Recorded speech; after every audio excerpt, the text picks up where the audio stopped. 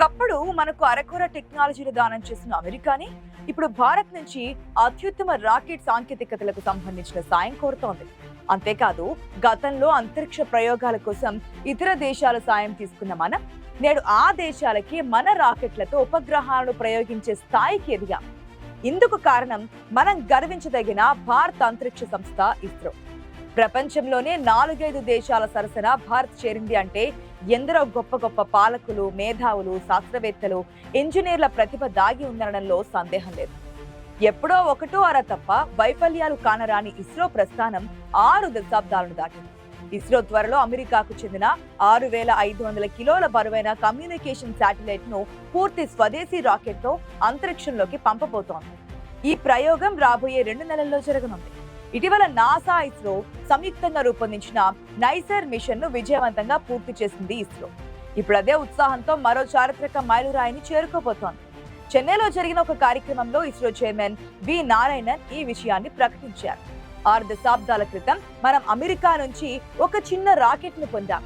ఇప్పుడు అదే అమెరికా తయారు చేసిన భారీ ఉపగ్రహాన్ని మన రాకెట్ తో మన భూభాగం నుంచి అమెరికా అంతరిక్ష కక్షలోకి పంపబోతున్నాం. ఇది ఓ నిజాయితీ కలిగిన సంస్థ సాధించిన అద్భుతమైన ప్రగతి అని ఆయన గర్వంగా తెలిపారు. ఇస్రో కిరీటంలో ఎన్నో విజయాలు వచ్చి చేరాయి. మీకు తెలుసా, ఇప్పటికీ 34 దేశాలకు చెందిన 433 శాటిలైట్లను ప్రయోగించిన ఘనతను సొంతం చేసుకుంది ఇస్రో. 62 ఏళ్ల క్రితం అంటే 1963లో మొదలైనటువంటి భారత అంతరిక్ష ప్రయాణం ఒక సైకిల్ పై చిన్న రాకెట్ తో మొదలైంది. 2 ఎడ్ల బండిలో సామాగ్రిని సరఫరా చేసుకోవడంతో నింగిలోకి యాత్ర మొదలైంది. ఆరంభంలో అభివృద్ధి చెందిన దేశాల కన్నా సాంకేతికంగా వెనుకబడి ఉండేది. అదే ఏడాది నవంబర్ 21న అమెరికా అందించిన చిన్న రాకెట్ ప్రయోగంతోనే ఈ ప్రయాణానికి శ్రీకారం చుట్టింది. 1975లో అమెరికా శాటిలైట్ డేటా సహాయంతో దేశంలోని 2400 గ్రామాల్లో మాస్ కమ్యూనికేషన్ ప్రయోగాన్ని విజయవంతం చేయడం ఒక కీలక ఘట్టంగా నిలిచింది. అదే ఇస్రో జూలై 30, 2025న ఇస్రో, నాసా సంయుక్తంగా రూపొందించిన నైసర్ ఉపగ్రహాన్ని జిఎస్ఎల్వి F-16 రాకెట్ తో విజయవంతంగా ప్రయోగించడం ద్వారా భారత అంతరిక్ష సామర్థ్యాన్ని మరింత బలంగా చాటింది. ఈ మిషన్ ఖచ్చితత్వంపై నాసా శాస్త్రవేత్తలు సైతం ప్రశంసలు కురిపించారు. గత 50 ఏళ్లలో ఇస్రో అనూహ్యమైన ప్రగతిని సాధించింది. ప్రపంచ అంతరిక్ష మార్కెట్లో భారతదేశాన్ని అగ్రగామిగా నిలిపింది ఇస్రో. ఒకప్పుడు అమెరికా వద్ద నుంచి సహాయం తీసుకున్న దేశంగా ఉన్న భారత్ నేడు అమెరికాకే సహాయం అందించే దేశంగా మారింది అనడంలో ఎలాంటి సందేహము లేదు.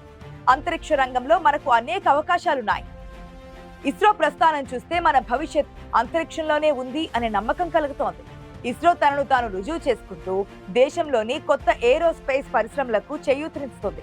దాంతో మన దేశంలోనూ ప్రైవేట్ స్పేస్ ఏజెన్సీలు ఇబ్బడి ముబ్బడిగా స్టార్టప్లను నెలకొల్పుతున్నాయి.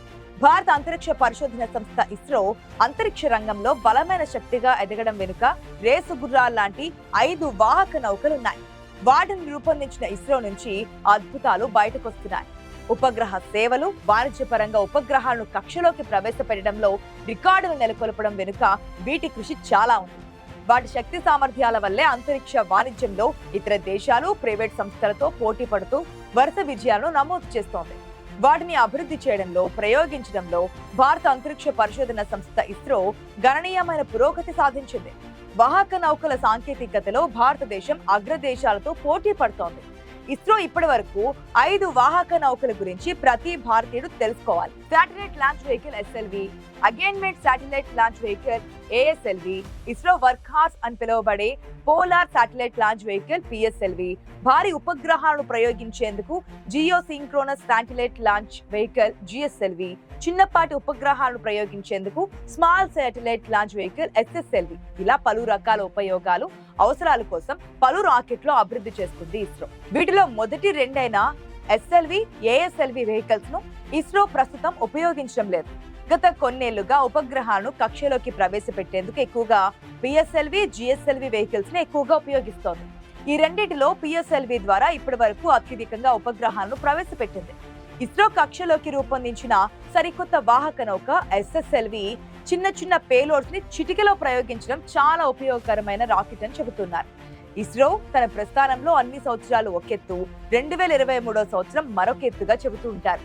ఈ ఒక్క ఏడాదిలోనే ఇస్రో ద్వారా 3 కీలక అంతరిక్ష ప్రయోగాలతో పాటు మరో 5 కీలక ప్రయోగాలను సక్సెస్ఫుల్ గా నిర్వహించారు. 2023 ఆగస్టు 23వ తేదీన ఇస్రో ప్రయోగించిన చంద్రయాన్-3 మాడ్యూల్ చంద్రుడి దక్షిణ ధ్రువంపై సాఫ్ట్ ల్యాండింగ్ అవ్వగానే యావత్ దేశం సంబరాలు చేసుకుంది. ఆ సక్సెస్ తో చంద్రుడిపై కాలు మోపిన 4వ దేశంగా భారత్ చరిత్రకెక్కింది.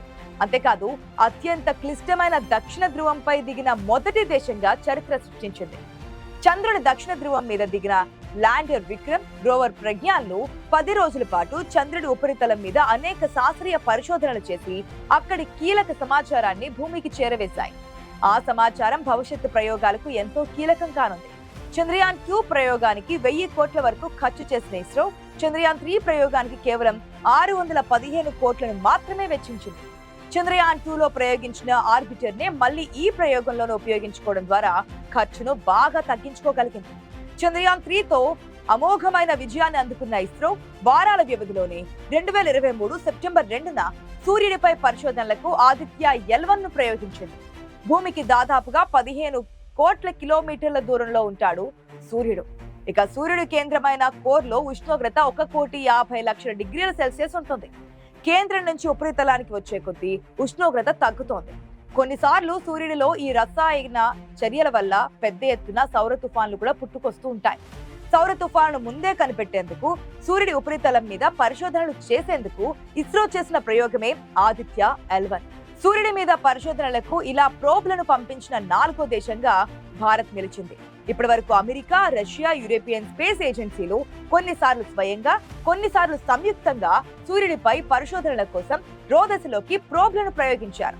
ఇస్రో మాత్రం పూర్తి స్వదేశీ టెక్నాలజీలతో తక్కువ ఖర్చుతో ఆదిత్య-L1 ప్రయోగం పూర్తి చేసి వాటి సరసన నిలిచింది. రాబోయే రోజుల్లో మానవ సహిత అంతరిక్ష ప్రయోగాల్లో ఇస్రో మరింత పురోగతి సాధించిన సంవత్సరం కూడా 2023గానే చెప్పాలి. ఆ ఏడాది అక్టోబర్ 21న గగన్యాన్ TVD-1 టెస్ట్ ఫ్లైట్ ప్రయోగాన్ని విజయవంతంగా పూర్తి చేసింది. నిజానికి ఈ ప్రయోగం లాంచింగ్ సమయానికి సరిగ్గా 5 సెకండ్ల ముందు రాకెట్ లో లోపాన్ని గుర్తించిన కంప్యూటర్ లాంచింగ్ ప్రక్రియను ఆపేసింది. కానీ గంటలోపే ఆ లోపాన్ని సరిచేసి ఇస్రో గగన్యాన్ ప్రయోగాన్ని విజయవంతంగా పూర్తి చేసింది. 10 నిమిషాల పాటు సాగిన ఈ ప్రయోగంలో ఇస్రో ప్రయోగించిన రాకెట్ నుంచి విడివడిన crew escape system test vehicle సురక్షితంగా బంగాళాఖాతంలో ల్యాండ్ అయింది. దీంతో మానవ సహిత రాకెట్ ప్రయోగాలలో కీలక ఘట్టం పూర్తయింది. ఇస్రో రాబోయే కాలంలో అతిపెద్ద లక్ష్యాలనే ముందు పెట్టుకుంది. వాటిలో 2035 నాటికి ఇండియన్ స్పేస్ స్టేషన్ నిర్మించుకోవడం, 2040 నాటికి చంద్రుడి మీదకు మానవ సహిత ప్రయోగాలు నిర్వహించడం, వాటితో పాటుగా చంద్రుడిపై మరిన్ని ప్రయోగాలు చేయాలని, ఇందుకోసం నెక్స్ట్ జనరేషన్ లాంచింగ్ వెహికల్ తయారీ, అత్యాధునిక లాంచింగ్ ప్యాడ్లు, హ్యూమన్ సెంట్రిక్ ల్యాబొరేటరీల నిర్మాణం వంటివి చేయాల్సి ఉంది. అలాగే వీనస్ ఆర్బిటర్, మార్స్ ల్యాండర్ల వంటి మరిన్ని గ్రహాంతర ప్రయోగాలు కూడా చేయడం లక్ష్యంగా ఉంది. కేంద్ర ప్రభుత్వం ఇస్రో పరిశోధనలకు పూర్తి స్థాయి సహకారాన్ని అందిస్తోంది. ఇందులో భాగంగా శ్రీహరికోటలో ఇస్రో కోసం 3వ లాంచ్ ప్యాడ్ నిర్మాణానికి కేబినెట్ ఆమోదం తెలిపింది. ఆంధ్రప్రదేశ్లోని శ్రీహరికోటలోని భారత అంతరిక్ష పరిశోధన సంస్థ సతీష్ ధావన్ స్పేస్ సెంటర్లో 3,985 కోట్ల రూపాయల పెట్టుబడితో 3వ లాంచ్ ప్యాడ్ ఏర్పాటు దేశానికి ఒక ముఖ్యమైన మైలురాయిగా నిలవనుంది. కొత్త లాంచ్ ప్యాడ్ భవిష్యత్తులో భారత మానవ సహిత అంతరిక్ష యాత్రలకు ఇస్రో సామర్థ్యాన్ని పెంచుతుందని, 4 ఏళ్లలో ఇది పూర్తవుతుందని ప్రభుత్వం తెలిపింది.